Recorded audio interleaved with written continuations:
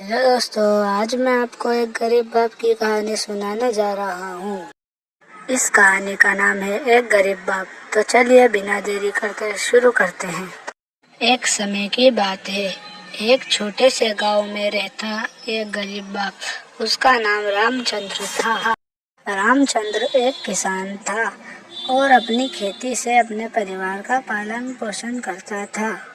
उसके पास बहुत कम संपत्ति थी, लेकिन उसका दिल हमेशा मेहनत और ईमानदारी से भरा रहता था। रामचंद्र की पत्नी का नाम सीता थी और उनके पास एक छोटा सा बेटा रमेश था। रामचंद्र अपने बेटे के लिए अच्छी पढ़ाई और भविष्य की उम्मीद रखता था, परंतु उसकी परेशानियां यह थी कि वह अपने बेटे को अच्छी शिक्षा देने के लिए पैसे नहीं जमा कर पा रहा था। दिन भर खेती में मेहनत करने के बाद रामचंद्र की कमाई बहुत सीमित थी। वह अपने खेत में मेहनत करके और अपने परिवार के लिए रोजगार की तलाश में था।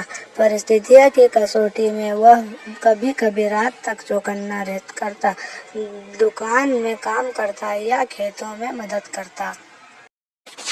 रामचंद्र की कोशिश और लगन का परिणाम था कि रमेश स्कूल में अच्छे मार्क्स लाने लगा।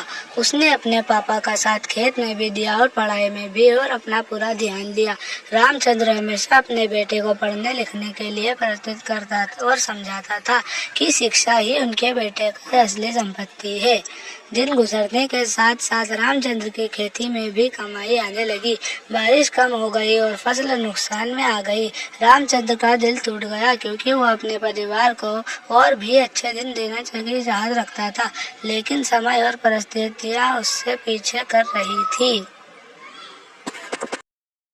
पर रामचंद्र हार नहीं मानता था। वह दूसरे किसानों से सलाह लेता और मेहनत करने का जोश कम नहीं होने देता।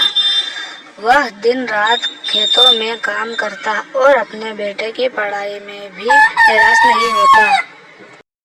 एक दिन रामचंद्र की मेहनत और समर्पण का फल मिला। उसकी किस्मत चमक गई और एक अच्छे व्यावसायिक मौके ने उसे अपना साथी बना लिया।